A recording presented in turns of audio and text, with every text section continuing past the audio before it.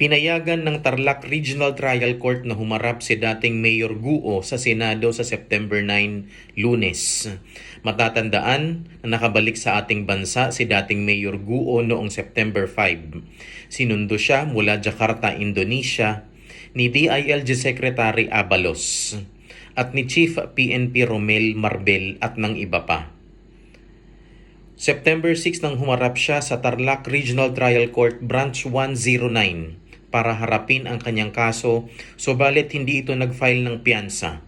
Ayon sa kanyang abogado na si Attorney Nicole Hamila, hindi rin naman makakalabas ang kanyang kliyente dahil meron pa itong mga haharapin na iba pang reklamo.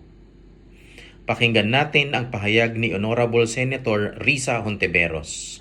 We want answers, not a photo shoot. Matapos niyang makipagtaguan sa batas, ginawa namang fam meet nitong si Alice Guo ang pagka-aresto niya. Kulang na lang red carpet. Tingnan natin kung gaano siya ka-photogenic sa hearing sa Lunes. Only pictures siya doon. Isang paalala rin sa ating mga kasamahan sa gobyerno. Hindi dapat ginagawang social event ang pag-aresto sa isang puganteng sangkot sa patong-patong na kaso ng human trafficking, money laundering, fake identity at gross misconduct.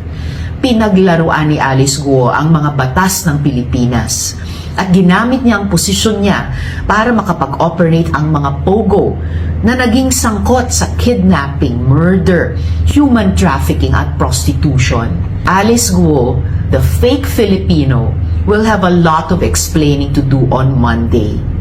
Pagbabayaran niya ang pagsisinungaling niya, ang pagtago at takas at ang panloloko sa sambayan ng Pilipino.